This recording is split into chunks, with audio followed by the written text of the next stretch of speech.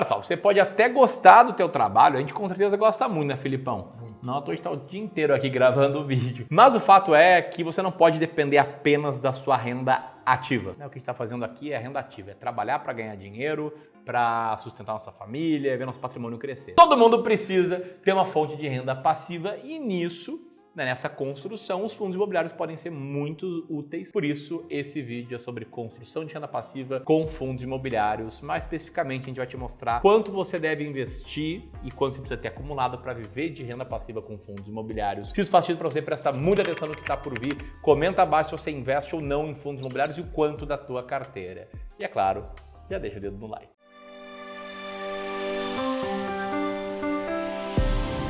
Maravilha! Todo mundo deve querer viver de renda, imagino eu, né? Mas agora o próximo passo do investidor é o quê? Entender o que é viver de renda para ele. Então, se a gente puxa aqui alguns exemplos de vocês mesmos comentando aqui nos nossos vídeos, por exemplo, o Pedrone falou que já no final de 2021 ele já estava recebendo ali 2.500 de renda passiva e que só precisava de mais uns 2 anos para viver de renda, ou seja, algo próximo a 3 mil reais ali já estava suficiente para ele. Agora, já para o Guilherme falou que 3 mil é pouco para ele. Ele quer 10 mil reais de renda passiva para dizer que está vivendo de renda. Então isso é muito relativo, é muito caso a caso, depende de um monte de coisas que são planos da tua vida como um todo. Então perguntas do tipo, você quer casar?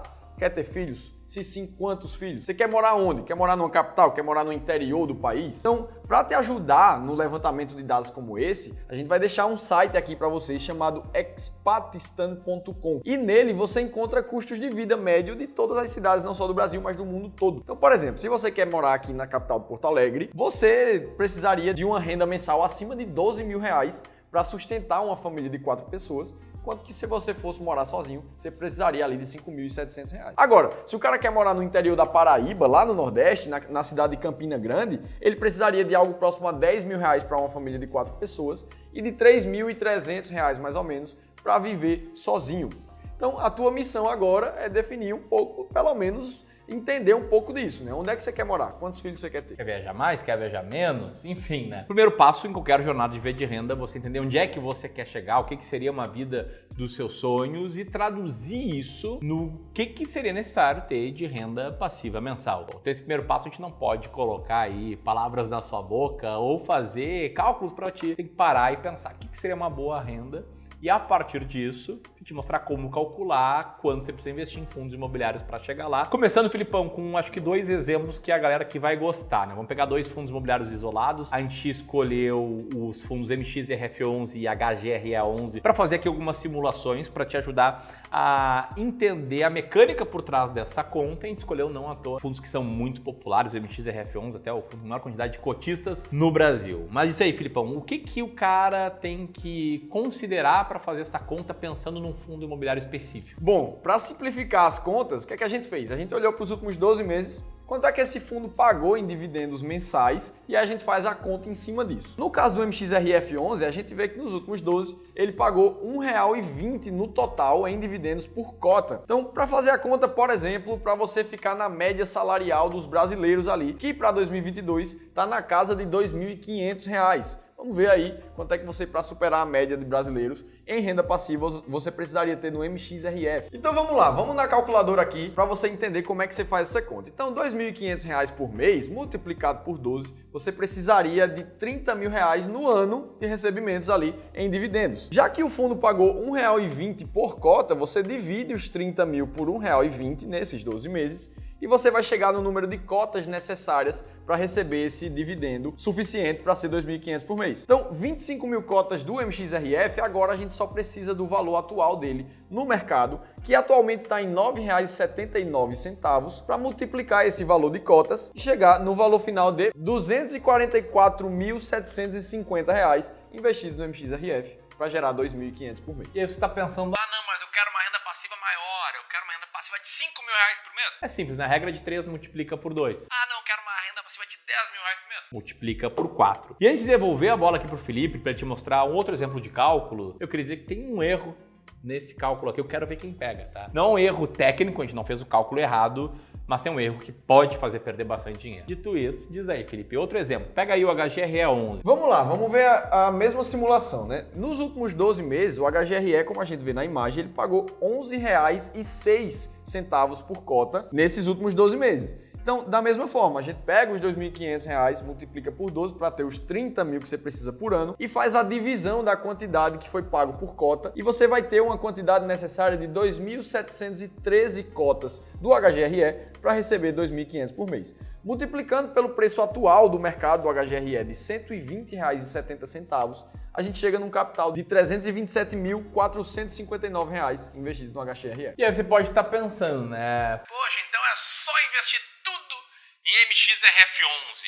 E aqui entra, né, em resposta a esse teu pensamento genuíno, o que eu comentei que é um erro de cálculo, né? A gente quis mostrar exemplo com fundos específicos para te ajudar a pensar, para te ajudar a fazer cálculo e eventualmente no futuro não depender mais da gente ou de outros vídeos, né, para fazer as próprias contas. E o principal problema aqui por trás dessa simplificação de pegar um fundo específico é que o que ela não mostra é que existem riscos de investir em fundos específicos. Nesse exemplo aqui, por exemplo, a gente está comparando fundos de categorias diferentes, né? A gente pega o MXRF11, que é um fundo de papel, que ganha em anos de inflação mais alta e compara com um fundo de escritórios, que inclusive é um fundo que tem um yield menor do que a média, porque ele é entendido pelo mercado como um pouco menos arriscado, e acaba ficando uma comparação meio que injusta. E isso aqui, que eu nem estou falando do principal ponto, que são os riscos. Pelo amor de Deus, nunca pense em investir todo o dinheiro que você for investir numa única classe de ativos, tipo, ó, pegar todo o meu dinheiro e investir tudo em fundos imobiliários. E mais do que isso, né, se você for investir em fundos imobiliários, em ações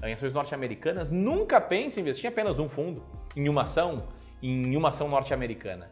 A diversificação é o único almoço grátis do mercado, a única coisa que consegue reduzir o risco e, dependendo se feita no grau certo, aumentar o retorno. Tá? Dito isso, antes da gente te mostrar de fato quanto você precisa acumular para ver de renda numa carteira de fundos imobiliários, que é o que vale, eu e o Filipão aqui, antes de ligar a câmera, a gente estava pensando, poxa, o que será que o clubista que está nos olhando pode pensar nesse momento do vídeo, né? E surgiu uma frase bem legal que tu pontuou, Filipão. Vocês podem estar pensando, Então agora eu vou investir tudo no Tesouro Selic, na renda fixa. Porque afinal de contas eu tô ganhando muito mais por mês do que esse dividendo de fundos imobiliários que vocês estão mostrando aí. e na verdade o cara tá atrelando a Selic atual, que tá num patamar mais alto nesse momento, e achando que aquele é de fato o retorno que ele vai ter para todo sempre, né? Então, no momento que ele olha somente para o momento atual, ele perde o contexto histórico. Então, como esse gráfico mostra aqui na tela, a gente precisa lembrar que a Selic tem ciclos de alta e ciclos de queda, né? Há um ano e meio ela estava na casa de 2% ao ano e ninguém queria mais renda fixa, ninguém queria Tesouro Selic. Então você não pode mudar a forma de investir a cada um ano e meio, 2, 3, só por conta do ciclo de mercado. Esse não é o ponto. E mesmo assim, a gente precisa lembrar que a gente está falando de riscos diferentes. Quando você investe em renda fixa, você vai precisar fazer o pagamento de imposto de renda ainda sobre a sua rentabilidade. E a gente precisa lembrar que os dividendos eles são isentos de imposto de renda, pelo menos no momento atual desse vídeo. Então, se a gente olha para a comparação desse gráfico que está aqui na tela, a gente vê que, na média, o dividendo pago pelos fundos imobiliários do IFIX superam em torno de 4% ao ano a rentabilidade dos títulos de Tesouro IPCA, que são um dos títulos mais para longo prazo de renda fixa. Então, ainda precisaria entrar o imposto de renda em cima da renda fixa. Então, essa diferença ela é ainda mais distante. A questão é que, realmente, no risco que se tem dos fundos imobiliários, é natural que a gente espere, no médio e longo prazo, um retorno maior. Agora, se você olhar só para um momento pontual, essas distorções acontecem. E outra coisa interessante, né, desse gráfico, vamos colocar ele de novo, é que dá para ver que quando as taxas de juros aumentam, né, ativos de renda fixa, aumenta também o yield do IFIX, que pode parecer muito bom, né, para você, investidor, você pensa, pô, legal, agora eu recebo mais. Só que com esse aumento de yield, o que tem? Tem uma queda, né, no valor das cotas.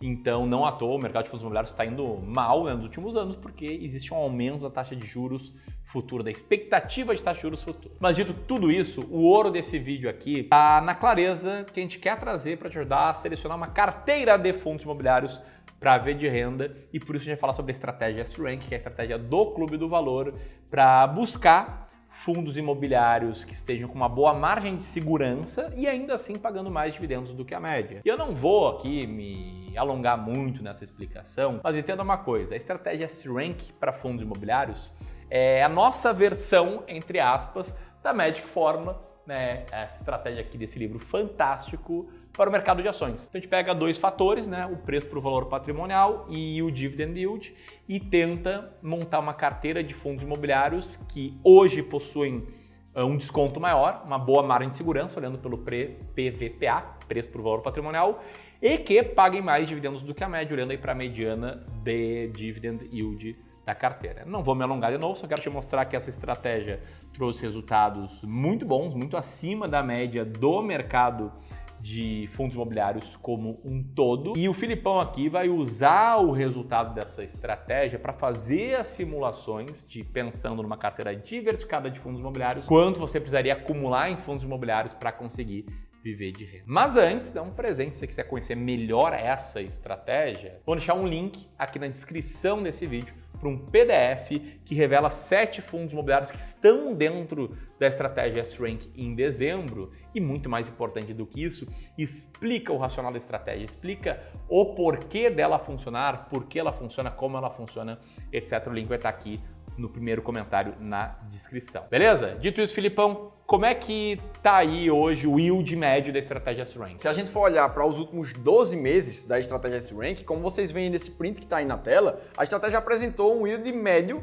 de 1,13% ao mês de rentabilidade com dividendos. E a gente até poderia fazer a conta em cima desse dado aqui para fazer do mesmo jeito que a gente fez para os outros fundos imobiliários no início do vídeo. Mas para ser ainda mais fidedigno com vocês, a gente vai colocar uma margem de segurança, porque a gente sabe que esse yield varia de ano para ano e a gente vai fazer a conta usando uma rentabilidade de 0,9% de dividendos mensalmente. Então, para te ensinar a fazer essa conta, como a gente tem aqui uma estimativa de yield mensal e a gente está falando de renda passiva mensal, a lógica é muito simples. Você pega a tua renda passiva desejada mensalmente e divide por esse yield mensal projetado. Um exemplo, Ramiro, pô, sou que nem lá o segundo cara do comentário do vídeo, né? Eu quero ter uma renda passiva de 10 mil reais por mês. Pensando aqui numa carteira que gere um yield de 0,9% ao mês, você faça a divisão e vai ver que esse cara aqui precisa ter mais ou menos R$1.111.111.